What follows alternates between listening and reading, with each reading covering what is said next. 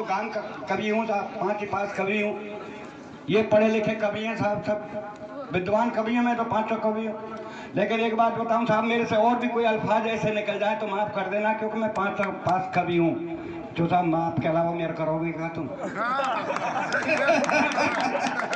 और ये जो विद्वान कवि है ना साहब, कोई बीए कोई बीएड है, पढ़ लिख के इन्हें कोई तीर तो मान डालियो कर कब रहे भाई, मैं 5 पास कर। ये कहने भाई साहब मैंने कविता दिल से लिखी है, ध्यान से सुनना, गीतकार के हो, श्रृंगार के हो, वो को दिल से लिखी है। भाई साहब मैं हाथ का फेफड़ों से लिखता हूँ। इनकी धर्मपत्नी जब सीकरी आई 14 तारीख में एक बार, इनकी धर्मपत्नी जब सीकरी का सम्मेलन सुनने आई, इन्होंने वो की कविता सुनाई, क्योंकि वो का कवि साहब है तो, और इन्होंने कविता पढ़ना शुरू किया कि हम धरा बदल देंगे, हम गगन बदल देंगे। सर्वतान में घरवारी खड़ी है कि बोली वो रंजन चड्डी बनियान बदले तो 15 दिन। क्या बात है मेरे भाई, क्या बात है देंगे। इसलिए भाई साहब मैं बोली तो नहीं लिख सकता। तो घरवारी बोली बोल श्रृंगार लेके मैं भगवान ने रंग रूप पहना दियो, श्रृंगार कहाँ से लिखूं? अरे तो बोल गीत लेके मैंने कहा मैं गीत नहीं लिखूंगा। आज मेरे देश में गीतन ने तो बंटा डार कर दिया साहब। सत्य बता रहा हूँ, मैं जब छोटा था मेरा बाबा कहता बेटा गीत गा, तो मैं गीत गाता, काना बरसाने में आ जाइयो बोला गई राधा प्यारी। और आज छोटे से बच्चे पूछो बेटा गीत गा, तो पता क्या गाता है? सर काले खटिया जाड़। ऐसे ऐसे गीत चले साहब। बोल तू ना मिली तो हम जोगी बन जाएंगे, मैंने कहा मिल गई तो ककू आम के मर जाए। ये गीत ऐसे चलो दूर जहाँ कहीं रहेगी, मैं सूंघते सूंघते आ जाऊंगा आएगा। ये गीत ऐसे चले साहब, मैं दिल्ली से गई पूना, पूना से गई पटना, माउनी मिलो सजना, या सीकरीम तो छाट ले जाती एक से पट्टा। इसलिए साहब अपन गीत वीत नहीं लिखते, अपन तो सादा विचार के आदमी, सादा बात लिखते हैं साहब। छोटा का बन सुबह सुबह का वक्त, मस्जिद की अजान और मंदिर की झालर कितनी लगती है प्यारी। क्या बात है, सुबह सुबह का वक्त मस्जिद की अजान और मंदिर की झालर कितनी लगती है प्यारी। और चाय का प्याला लेके मेरी चारपाई के पास खड़ी घरवारी बोली अजी सुनते हो? अरे मैंने क्या सुन रहा हूँ, बहरा नहीं हूँ, बोल क्या कहना है कह दीजिए। बोल मैं कब की खड़ी हूँ, लो चाय पी लीजिए। मैंने कहा सुबह सुबह का वक्त है, राम रहीम का नाम लेने दीजिए, इस चाय को 10 मिनट बाद दीजिए। तो गुस्से में बोली कि 10 मिनट में तो ठंडी हो जाएगी। मैंने कहा कम वक्त तेरी उम्र 60 साल की है गई, तू अब तक ठंडी ना है पाई। मैंने कहा कम वक्त तेरी उम्र 60 साल की है गई। हाँ भाई साहब आप भी प्रधानमंत्री बनने के चक्कर में हो क्या चाय वाले? नहीं, इनका भी बेचारा कि मोदी जी चाय बेचते बेचते प्रधानमंत्री बन गए, इसका भी बेचारा कि मैं भी साथ प्रधानमंत्री बन जाऊँ। 4 पंक्ति मोदी जी के नाम। स्वागत भैया, स्वागत।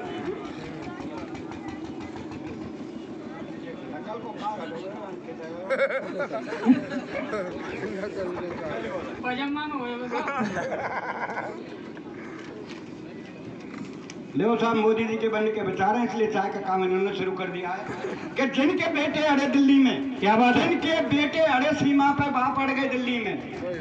जिनके बेटे अड़े सीमा पे, उनके बाप अड़ गए दिल्ली में, और संविधान की धज्जी उड़ा के झंडा फहरा गए दिल्ली में। क्या बात है, क्या बात है, क्या बात है। संविधान की धज्जी उड़ा के झंडा फहरा गए दिल्ली में।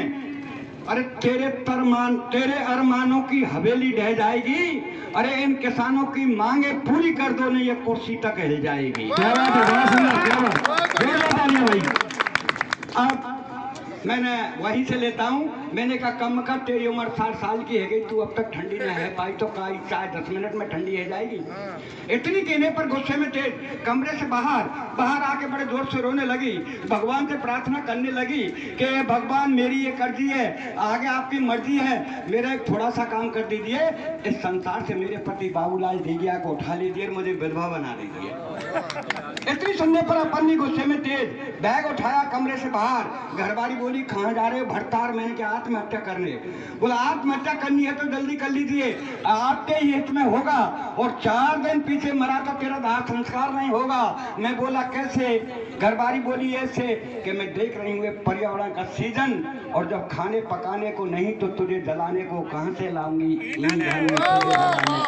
क्या बात है, क्या बात। अरे मैंने कहा तू मेरे ईंधन की फिक्र मत कर, तेरा ध्यान किधर, मैं समझाता हूँ, आओ इधर। ठीक मेरे मरने के बाद शमशान घाट जाना और 5 हीटर रख के चली आना, बड़े बेटे को समझाना, बेटे जाना बटन दबाना और पापा को जला के घर चले आना। बोल ठीक है, तेरे मरने के बाद शमशान घाट जाऊंगी, 5 हीटर रख के चली आऊंगी, बेटे को समझाऊंगी, बेटा जाएगा बटन दबाएगा, तुझे जला के घर चला आएगा। पर एक बात बता, तू जलने के बाद पता नहीं स्वर्ग या नरक जाएगा। इस महंगाई में जो 5-5 हीटरों का बिल आएगा उसे का तेरा बाप चुकाएगा। क्या बात है, क्या बात। भाई साहब, मेरा और प्रेस फौजदारी का सौभाग्य से हुआ, हम दोनों इंटरव्यू देने दिल्ली गए। जब हम इंटरव्यू देने दिल्ली गए तो वहाँ नंबर मेरा आया पहले।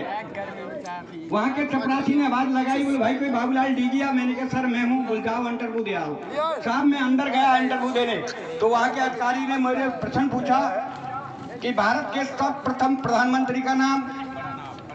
मैंने कहा साहब पंडित जवाहरलाल नेहरू। बोले ये पृथ्वी कैसी है? मैंने कहा सर गोल है, चपटी है, खोज जारी है। ये हमारा भारत देश आजाद कब हुआ?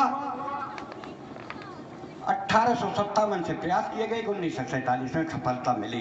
बोल ठीक है बेटा, जब तू नौकरी लायक है। ये भाई साहब सुरेश जी क्योंकि तो जाट है ना साहब, बावन पढ़ाए बनिया पढ़ाओ, एक पढ़ाओ जाट, लेवे देवे को नंबर आओ 16 दो नहीं 8। क्या बात है, ये बड़ी बुद्धि से कान से सुन रहे थे इन मेरे प्रश्नों को। तुरंत इनको आवाज लगी।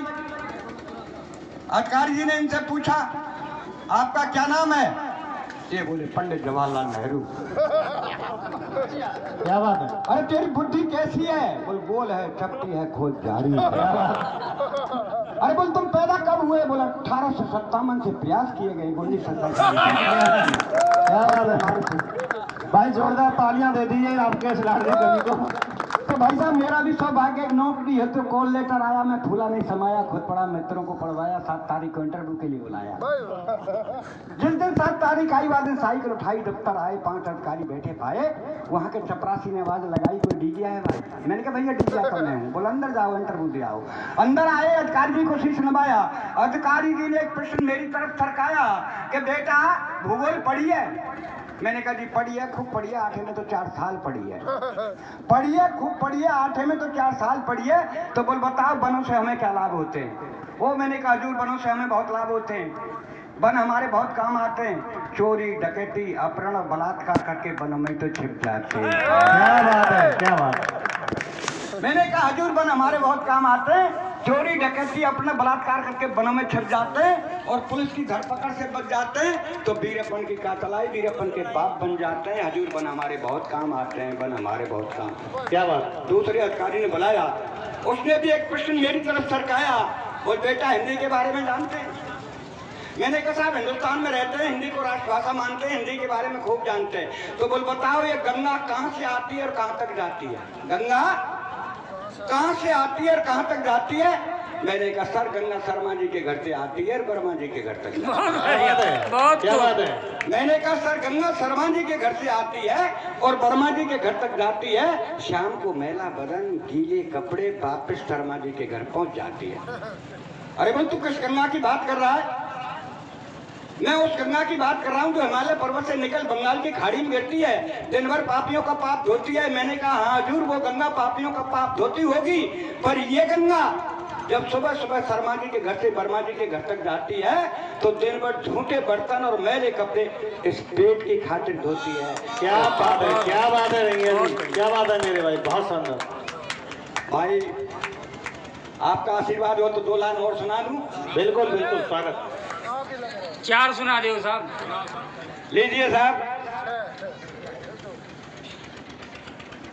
एक जेब कतर को पुलिस पकड़कर थाने लाई, निर्मम करने लगी पिटाई, दरोगा जी के अटपटे बैन थूतड़े पर थप्पड़ और यूं लगे कैन। बोले ओ कमीन कुत्ते इस धंधे को बंद क्यों नहीं करते? बोल देख पुलिस की पिटाई से तेरे बदन का ये क्या हाल है? और जेब कतरा बोला हजूर इस धंधे को बंद करूं तो करूं कैसे करूं, इस पापी पेट का सवाल है। क्या बात है। रहम की